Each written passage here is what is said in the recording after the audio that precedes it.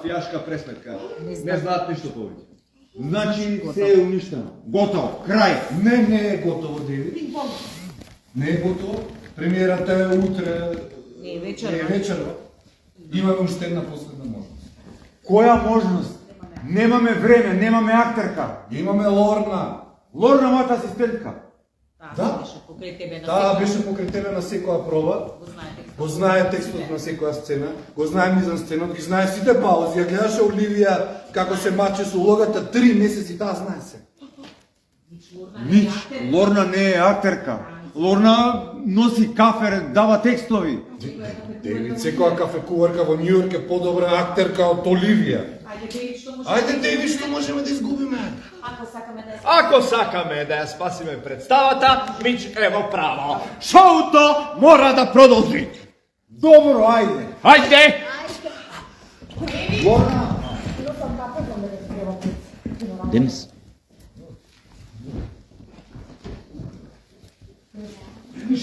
Приближите се сите кон неа. Како што гледате? Ова е Игор. Како што гледате? Ова е Денис. Ти се смени? Денис го знаете. Денис. Ти се смени? Ова како што гледате е пробата воек на новата комедија Куршуми на Бродвеј, над Бродвеј, од Вуди Ален текст. И ќе биде феноменално, ова ќе биде најверојатно нов хит на драмски театар. Се случува во времето на Чарлстон од прохибицијата. Мафијаши влегуваат у театарот и со глумциве се дешава калакурница, баш оние мафијаши. Оние како што ги гледаме у кун. И лудница се дешава у театарот. Јас го играм Чич. Еден што ќе ги помрси конците во театарот, кој ќе влезе, он ќе им кажува како треба, овие од улица ќе знае поише од глумциве како треба да глумат, како треба природно да звучат, како треба ова, како треба он. Ќе уживате у представата, премиерата на 18 октомври, пред премиерата со публика на 17 октомври. И мислам дека по оно што го гледам сега во оваа фаза на проби, дека сме на одличен пат. Режисерот Ненад Витанов Велишанче вика леле, вика групни сцени, најтешко е групни сцени која режираш вака сега. Цела представа сме онака поише луѓе на сцена, мислам стварно е тешко за рече, вика сега, вика после овако мотно ќе можам кампања да режирам, вика. Добра идеја ти е таа. Така што, драги мои фейсбуковци, имајте предвид Куршуми над Бродвеј 18 октомври, премиера 17 октомври, предпремиера и после иде на редовен репертуар. И ова ќе биде уште една представа што ќе го крене за Бајге Летвички реномето на драмски театар. Се гледаме, чао. Те колце. Демек се вртело. Све може да се деси. Значи, кога сме кај телевизије, корупцијава и научнава фантастика, седиме еднаш со жена ми навечер пред телевизор и она вика: уф, што ми се гледа некој добар филм, science fiction. А ја и викам, а ја одме и реков, ај пушти вести на Сител.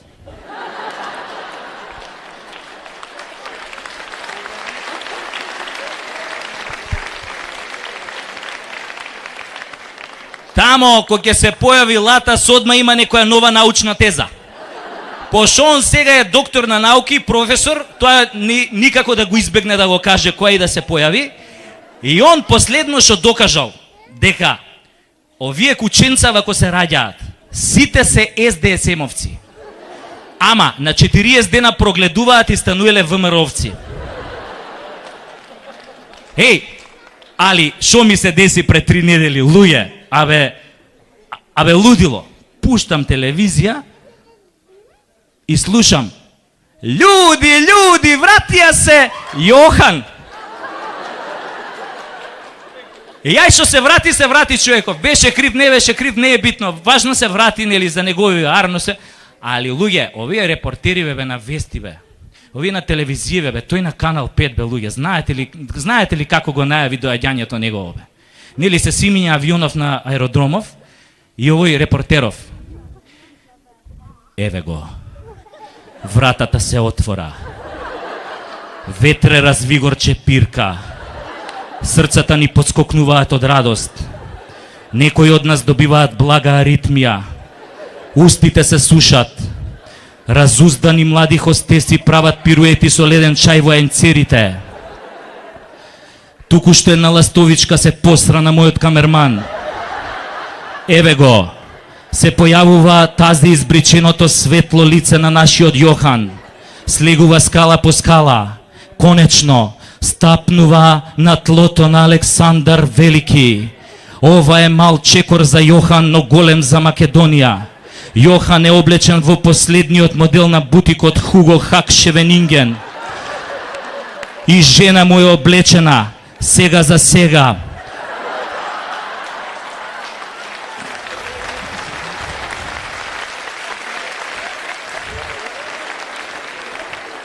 Гледам турканица кој да му го врачи свежото пролетно цвеќе. Премиерот таму жестоко се бори со неговите родени деца за подобра полпозиција. Но неговите деца излегуваат по курнас, зашо премиерот имаше проблем со пневматиците и мораше во пит стопот. Се вртат прасиња наоколу. Некои се вртат на ражен, а некои околу мајка им. Луѓето пијат и јадат како дупнати. Некои пијат од сабајле, се поганат во гаќи и повраќаат. Колку убав ден, колку голем ден, колку среќен ден, ама наскоро ќе се стемни, но само надвор, длабоко во нас ние продолжуваме да ја следиме светлината. Јас сум вашиот репортер Миомир Серафиновиќ, во живо од аеродромот Александар Велики од Канал 5 телевизија.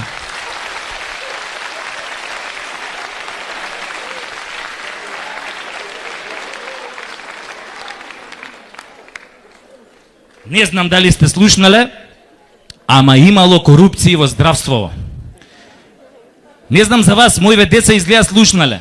Синов и вика на керката, дадо, ајде да си играме, ја ќе бидам доктор, ти пациент, ја ќе те лечам, и оваа керка ми му вика, ајде бе бато, а овој вика, дај прво 50 евра. И не знам дали знаете, она пред година дена го истакнав статусот на Facebook и луѓе, мислам, 3000 лајка добив. А уствари приказнава е вистината.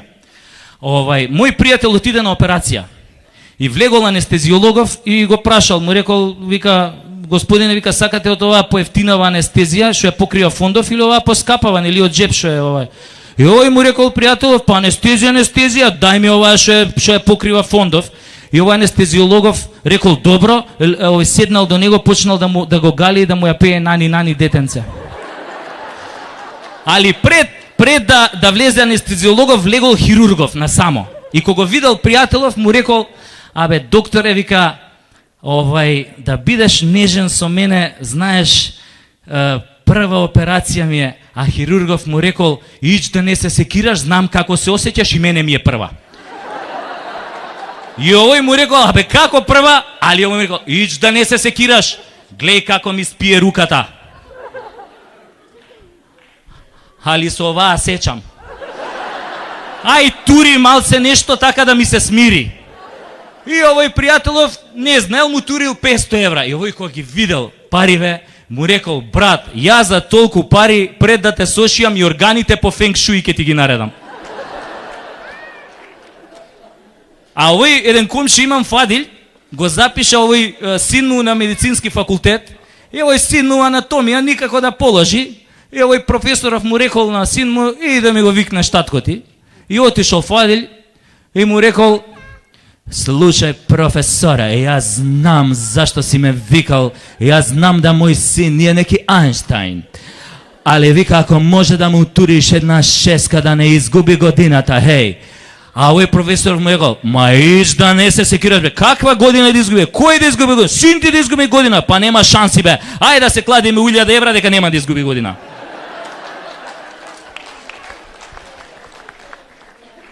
Ова стварно со здравство, викам, со ова ше плаќање во пучинок, бе. Многу тоа е многу ризична работа за пациенти, бе, стварно е. Ја овој матичниот доктор ми вика, слушај Саша, сега јако сум ти доктор, немој да ти падне на памет да ми умреш.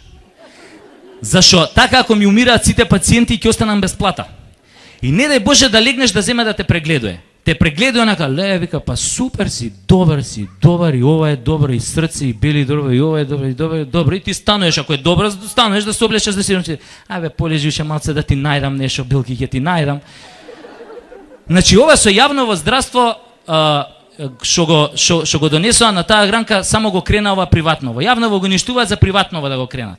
Па тоа не се издржи у приватниве клиники бе. Ја кога бев у тоа Филип II нешто да ми прегледаат срце и сега ме прегледувам и вика све е супер, само гледај, избегнувај стресуј, лабај се. Како бе да се олабаиш кога ќе отидеш на шалтер бе, луѓе кои ќе ти кажат 3500 денари сметката бе за преглед бе. Одма инфаркт те удира бе. Или баба ми била на приватник и прегледуеле очите пошто матно гледа и кога после ја покажале сметката нагло и светнало све. Таква е, драги мои, ситуацијата кај нас. Значи, ама тоа вас нека не ве секира. Корупција имало, ќе има секогаш. Нека не ве секира, сега ја видат летните одмори, а гледам од агенциите дека најбарани дестинации се грчките острови.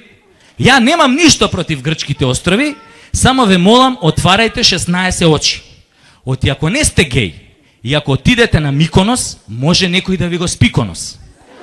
А ако отидете на Родос, може некој да ви го збодос. Затоа внимателно, од мене, од такви острови ми е преку Тасос. Фала многу.